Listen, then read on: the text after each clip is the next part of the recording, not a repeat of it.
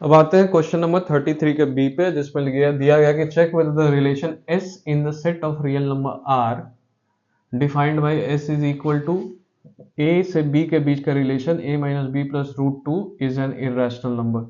ठीक है, is reflexive, symmetric और ट्रांजिटिव। तो सबसे पहले रिफ्लेक्सिव के लिए क्या होता है ना, for reflexive the relation of A on A must satisfy the condition given, that is A minus B plus root 2 is irrational। तो सबसे पहले अगर A relation of A on A is satisfying this condition तो आप कहोगे the function is reflexive। अब relation of A on A का मतलब A लिख लो यार, for function to be reflexive, for the relation to be reflexive, for the relation to be reflexive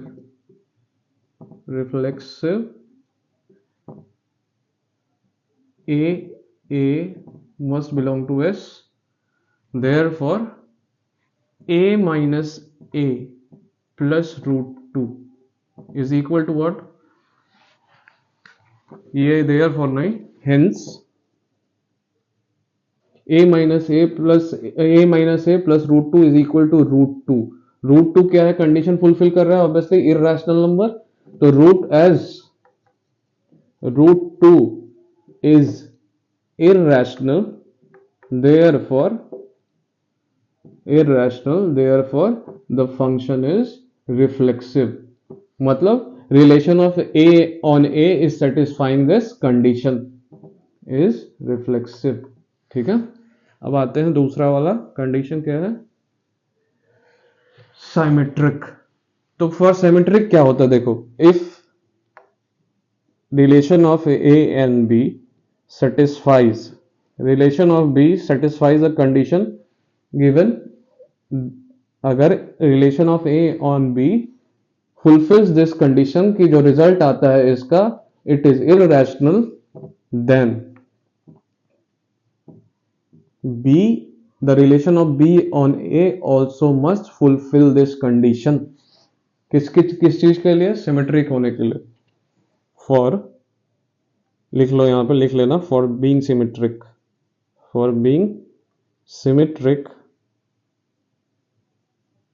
ये सब हो गया। For being symmetric relation of A on B belong must if relation of A on B is fulfilling this condition, then relation of B on A will also fulfill this condition for being symmetric। ठीक है, इस बात का ध्यान रखना। Let's do it। as AB is fulfilling this condition, then A minus B plus root 2 is irrational।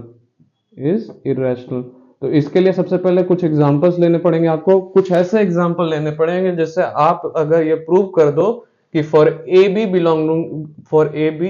Belonging to R this condition is not fulfilled, ये जो relation है ये कंडीशन नहीं फुलफिल हो रहा जो भी, तो आप कह सकते हो कि द फंक्शन इज सिमेट्रिक और नॉट सिमेट्रिक।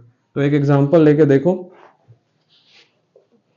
ले लो a इज इक्वल टू, एक एग्जांपल ले लो, a is equal to root two, let a is equal to root two and b is equal to, तुम्हारा मान लो कुछ भी ले लो, वन ले लो, चलो वन ले लिया, b is equal to one. तो a minus then a minus B plus root two क्या हुआ, root two minus one plus root two, तो ये हो गया minus one plus two root two which is an irrational number. ठीक है, which is an irrational number. ठीक है, तो relation of A on B तो फुलफिल हो गया। अब देखना है कि बी ऑन ए फुलफिल होता है कि नहीं, तो चेक करो, for B A belonging to S, तो ये हो जाएगा। अब ये इक्वेशन क्या हो गया, b minus a plus root two therefore b minus a plus root two क्या हो जाएगा भाई, b माइनस b क्या माना था हम लोगों ने, 1 minus root two plus root two, and this is equal to root two cancel, this becomes 1 which is not an irrational number as, तो यहां से आप लिख सकते हो as 1 is not irrational relation of b on a do not fulfills the condition, therefore relation is not symmetric, ठीक है, is not symmetric, ये हो गया, रिलेशन इज नॉट सिमेट्रिक। अब आते हैं ट्रांजिटिव पे। ट्रांजिटिव के लिए क्या होगा, ट्रांजिटिव के लिए देखो, if a and b fulfils this condition given in set, given in the set, ठीक है, एंड बी और c also fulfils the condition, then लिख लेना यहां पे for transitive, then relation of a and c will also fulfil S. अगर ऐसा नहीं होता है तो इट इज नॉट ट्रांजिटिव। तो चलो कुछ ऐसे एग्जांपल्स लेके देखते हैं कि जिसके लिए ये ऐसा नहीं होता, अगर नहीं होगा तो हो गया कि it is not transitive. Let's take A is equal to, ले लिया root 3 and b is equal to, a को तुम ले लो 3, कुछ भी, a is equal to 3 and b is equal to root 3। तो a माइनस बी क्या हो गया, a minus B plus root 2, ये क्या हो जाएगा 3 minus root 3 plus root 2, this is which is irrational, तो ऑब्वियसली ये इस कंडीशन को सेटिस्फाई कर रहा है। अब इसके लिए चेक करता हूं, इरेज करता हूं, यहां तक तो समझ में आ गया होगा आप लोगों को। Will erase it now,